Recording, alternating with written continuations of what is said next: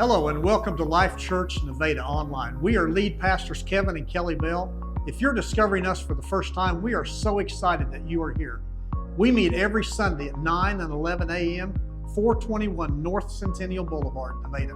We believe in the power of community, and we would love to connect with you in person.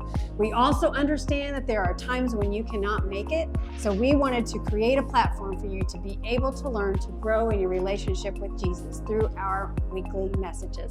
Our prayer for you is to find abundant life through the love of God. Thanks again, and God bless.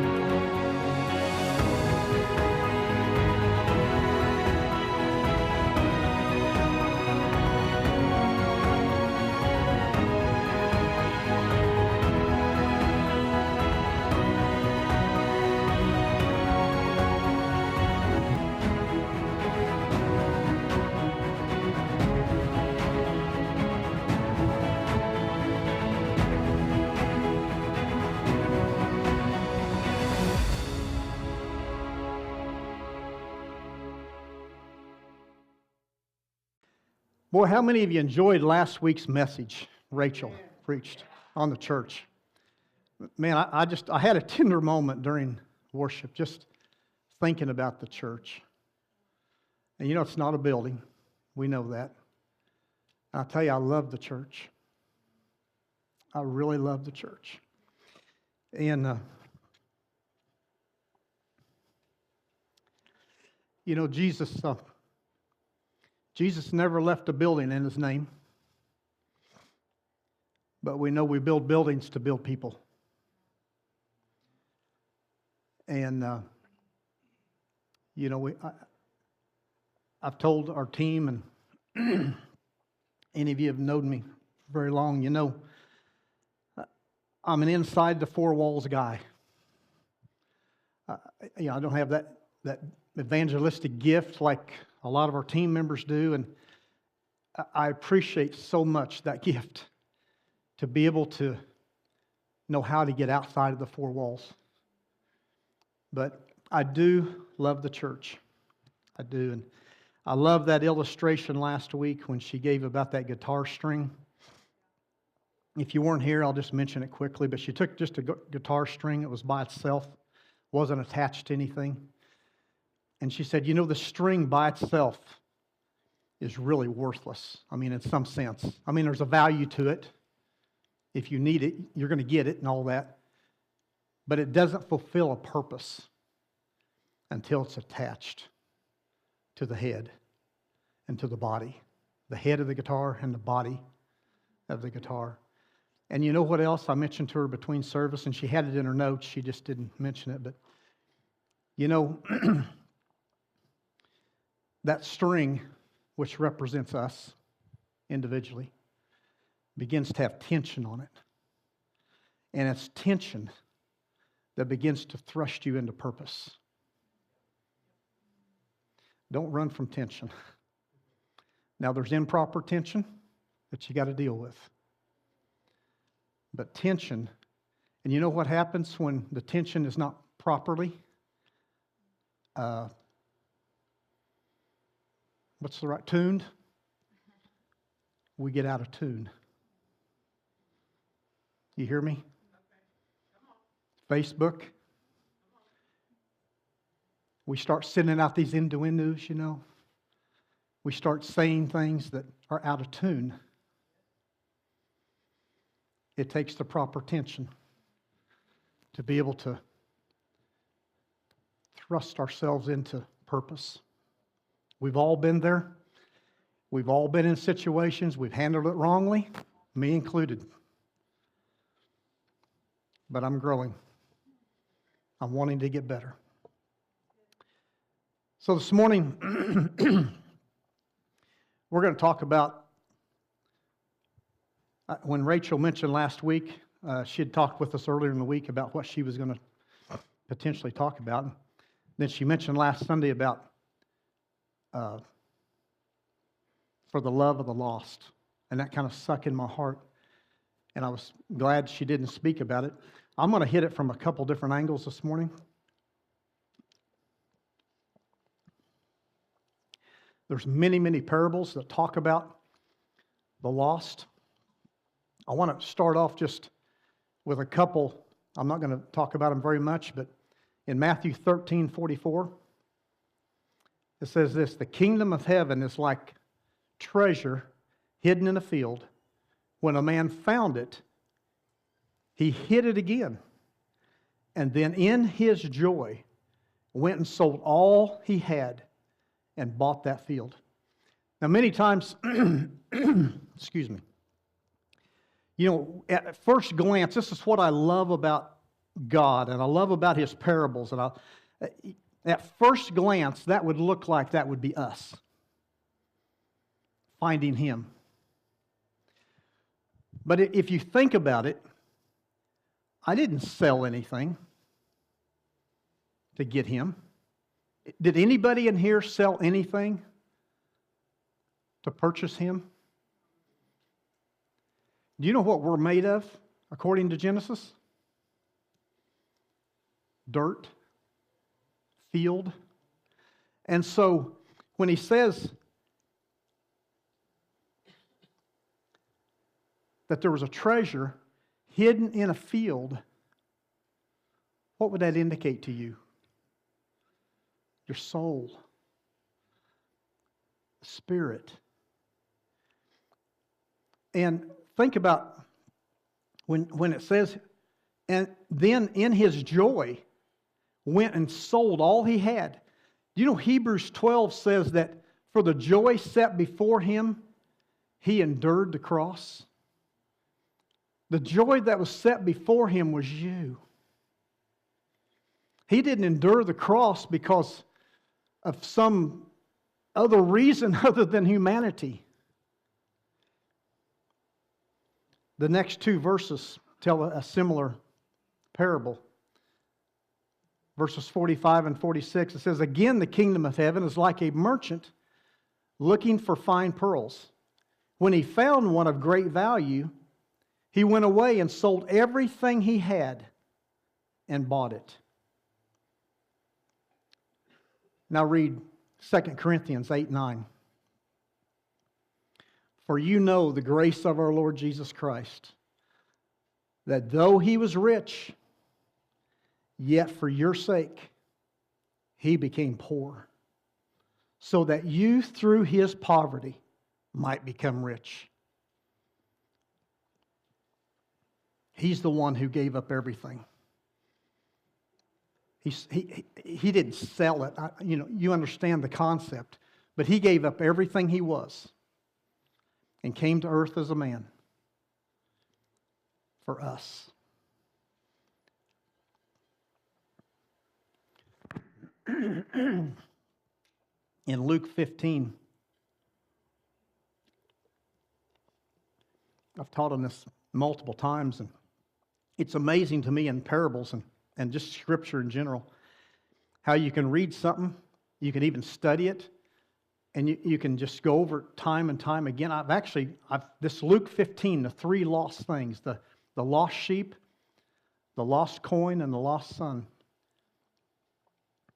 Those are things I've taught on numerous times.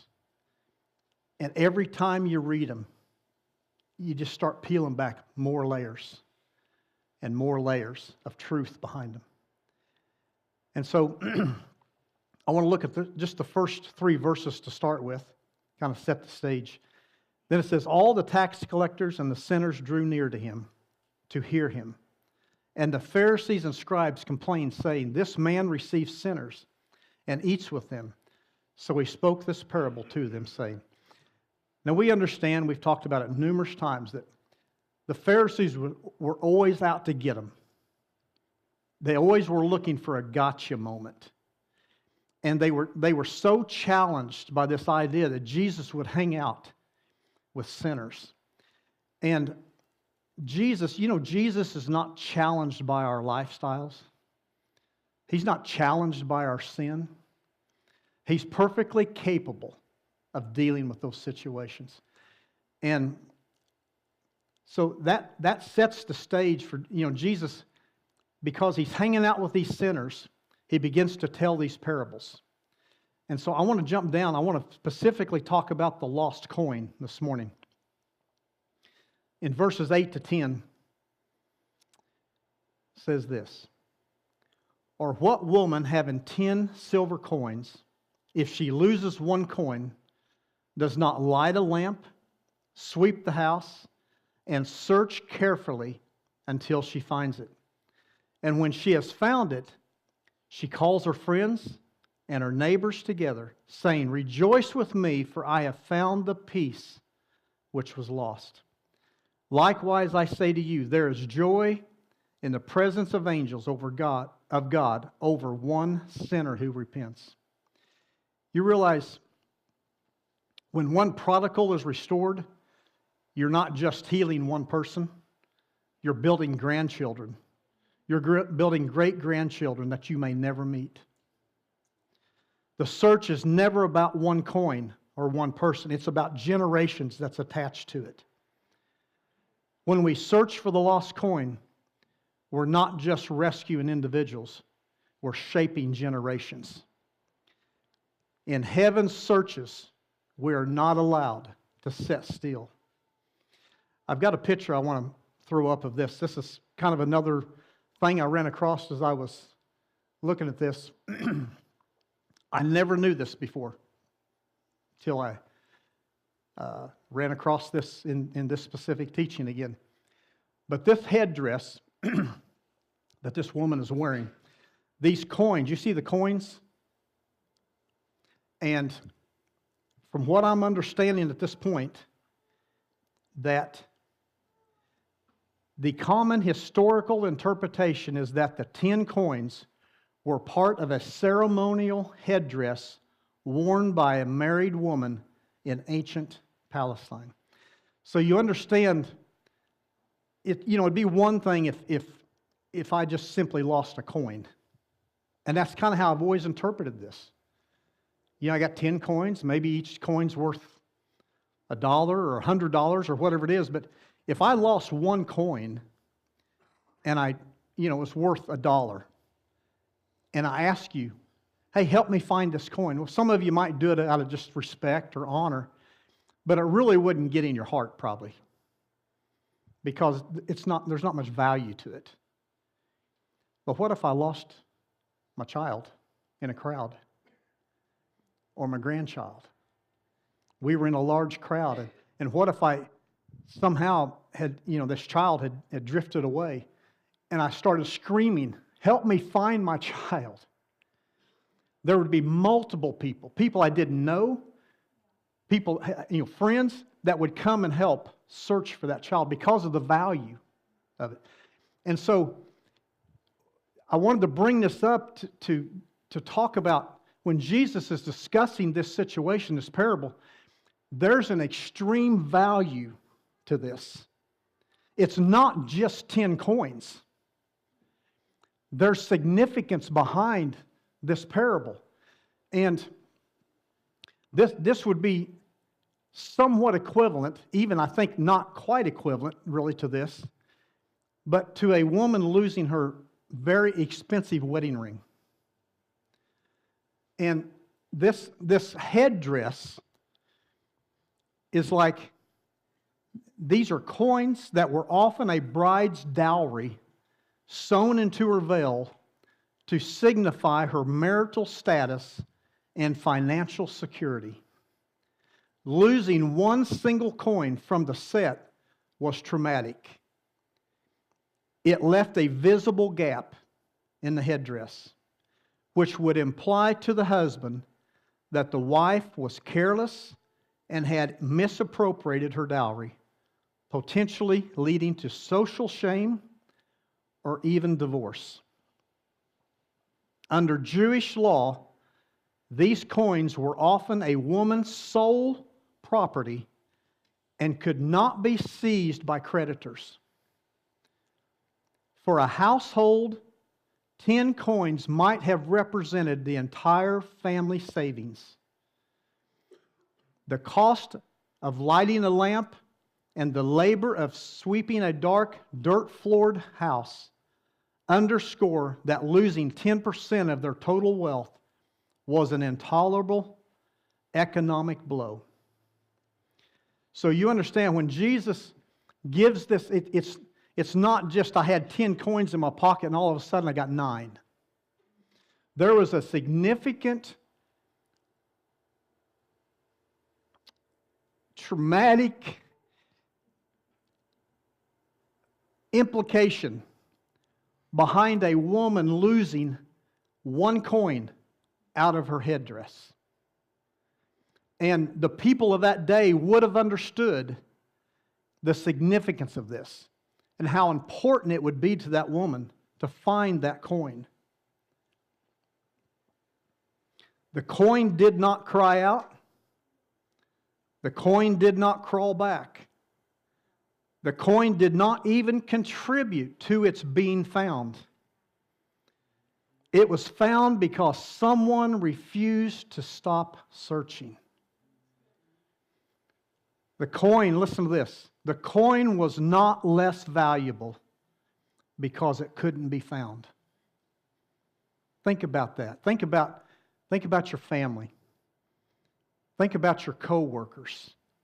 Think about people in your life. We have people in our life that we really want to see them get involved. To become, I don't know whether they're not gotten much detail with them to know whether they're really Christian. They talk that way, but they're just not involved in the church.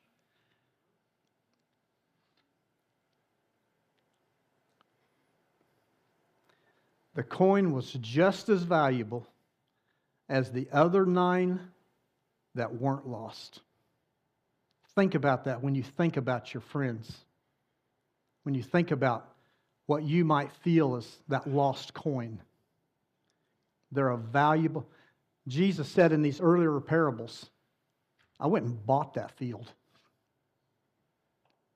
They were so valuable to me that I gave everything and I bought that field. Are we as a church searching for the lost? Would you rearrange schedules to search? There's many times, and I just being honest with you, there's many times we get phone calls and say, hey, would you do this or do that, and it might be situations like maybe it's been repetitive, and you're thinking, but they're just as valuable. They're just as valuable as the 99.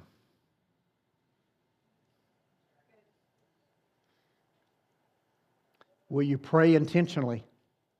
Will you invite boldly? The woman's diligent search, lighting a lamp and sweeping until she finds it, reflects God's relentless pursuit of every individual soul. The celebration with neighbors mirrors the joy in heaven over one sinner who repents. I've told the worship team I've got a very short message today. And so they're going to come up, and I'm going to give you opportunity later to just respond. But I want to go to 2 Kings. This thing that was lost in 2 Kings it took a miracle. And we know it takes a miracle for anything that's lost human-wise. It's a miracle of God for salvation to take place. But this miracle in 2 Kings, let me give you just a little bit of background. Elisha was discipling, you might say. You might call it in today's terms, you might call it a school of ministry. But he had a group of young prophets that he was training, or that was, under his supervision, you might say. And they had run out of room. They'd been meeting, and some of the young prophets was like, we need to build us a bigger place. And in that process of building this bigger place is where this story takes effect. And so let's just read this and then we'll talk about it. 2 Kings chapter 6, there's 7 verses. The company of the prophets said to Elisha, "Look, the place where we meet with you is too small for us. Let us go to the Jordan, where each of us can get a pole, and let us build a place there for us to meet." And he said, "Go." Then one of them said, "Won't you please come with your servants?" "I will," Elisha replied. And he went with them. Then they went to Jordan and began to cut down trees. As one of them was cutting down a tree, the iron axe head fell into the water. "Oh no, my Lord." I imagine some of us might say something different. "Oh no, my Lord," he cried out. "It was borrowed."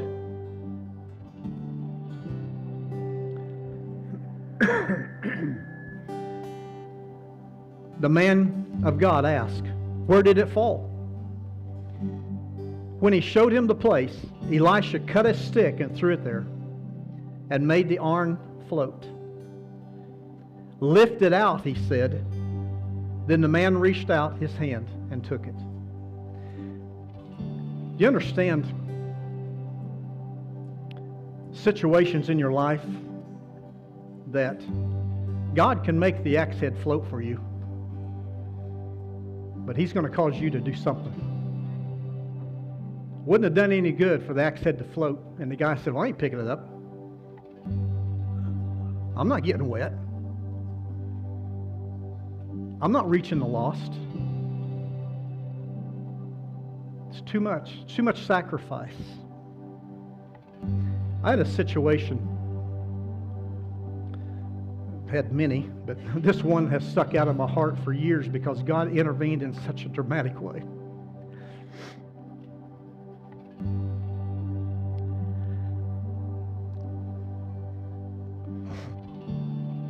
I had a situation about 15 years ago. And like probably many of you, there was a little bit of a conflict. And the conflict developed into a separation of relationship. And it had went on for about 2 years. I hadn't seen this person, literally had not talked to them. It wasn't like I wouldn't talk to them, it just went separate ways. And I began to hear ripples. You know what ripples are? You know when you throw the rock in the water and the ripples, they're not big, they're noticeable. And I began to hear ripples. And finally somebody called me one day. It was one evening, on Thursday evening. Remember it like it was yesterday. It was on Thursday evening. This person called me and it was a ripple. And they began to tell me some things that was being said. Not only about me, but about the situation. And I immediately thought, I got to do something about this. And so the specific person that it was being talked about in that phone conversation didn't live too far from me, so I went to their house. We sat out in my pickup, had a great conversation. We both apologized to each other. I felt like the situation was healed. But in that conversation, another situation came up. And I wrestled with that the rest of that evening because I didn't feel in my heart that I needed to handle that situation the same that I handled the first situation. So I went home And I asked the Lord, I said, Lord, I am perfectly willing to do whatever you want me to do in this situation. Because the Lord doesn't like division. And so here's what I put out before the Lord. I'm not saying it'll work for everybody. This happened to work for me. I told the Lord that night, I said, Lord, I don't feel like it's probably the smart thing for me to do to go to this person's house by myself and deal with the situation. But if you will make the axe head float, if you will arrange the situation, I want to take my hands off of it. I want you to arrange the situation undeniably to where I can't ignore that your hand is upon this. I had not seen this person. Absolute true story. I had not seen this person for over 2 years. This was Thursday night. Sunday evening, I was walking in a local store. I walked down to the end of the aisle. I turned left, and this person was turning right. And we literally about had to kiss to get around each other. I couldn't deny that the Lord had made the axe head float in my life. And I thought, Lord, I'm going to deal with this right here, right now.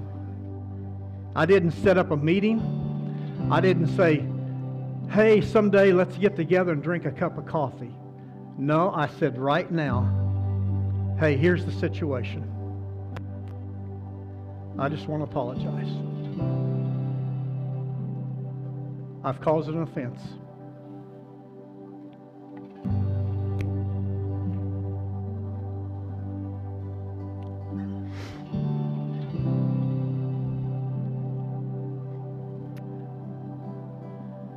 And I just want you to forgive me.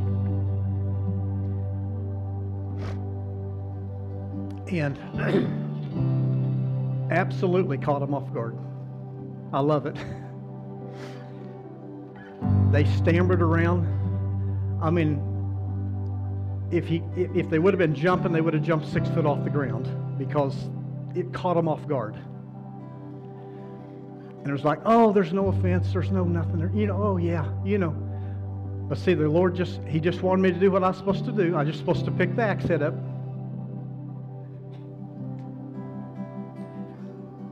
Now the ball's in His court.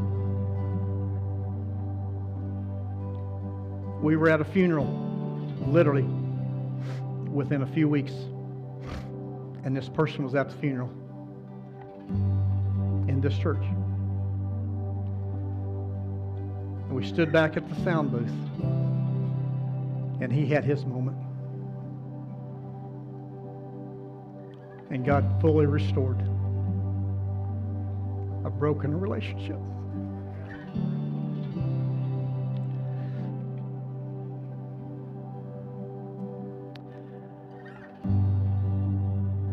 I'm sad to say there's others in my life that I didn't have the opportunity to fully restore. But I just want to tell you, if you'll be serious with God and you'll ask Him to arrange the situations to the lost things in your life, it might be a lost relationship. Job worshiped in the heartache of loss. Paul and Silas sang in the middle of pain. Joseph remained faithful in the time of rejection and loss. Jacob continued to serve in spite of loss and deception. Maybe you've had loss in your life. Maybe it's a job. Maybe it's a boss, co-workers, a spouse, children, parents, church leaders, financial loss. The woman with the issue of blood lost everything. Peter lost his focus on the water and began to sink. The church of Ephesus lost their first love. The church of Laodicea, they were not hot or cold. God says, I wish you were one or the other. Have you guys, you know how it is to eat things and it's like they're just not cold and they're not hot. They're sickening. Name me a food or something that you like lukewarm. You might be able to have something, everybody's different, but generally people like it hot or they like it cold. God says, I can deal with either. What have you lost? Joel 2 says he would restore the wasted years. It's never too late to make a directional change in your life.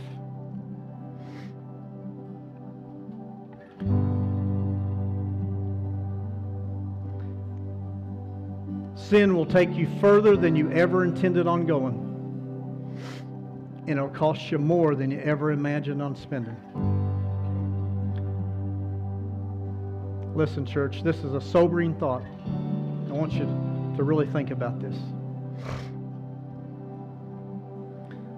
The coin wasn't lost in a far-off country. It wasn't like the prodigal. The prodigal had to find himself.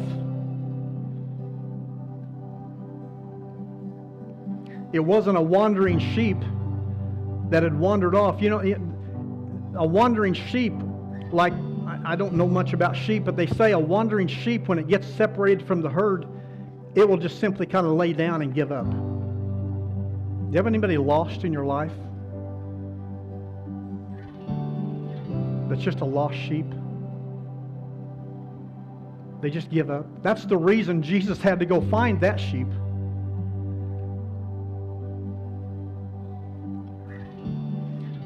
The coin wasn't in a far-off country. It was in the house. Come on, church. You may be in church this morning, but drifting at heart. Serving, but secretly struggling. Smiling, but silently suffering. And I'm telling you, there's only one answer. Return to your first love. Come on. There's only one answer. Returning to your first love. I've asked them to sing this song. I literally love this song they're going to sing. If you'd like to respond to this in some way, you have a broken relationship, you have a broken finances, broken work situation, we still have a prayer team. I've mentioned to them just to be ready if people come up for prayer. Maybe you're in a situation where you're lost today. It's not that you're not valuable, just misplaced. Feel free to come up. If you need to make a decision at your chair, that is perfectly fine. But I want you to respond from a heart level this morning. I want you to know you're valuable.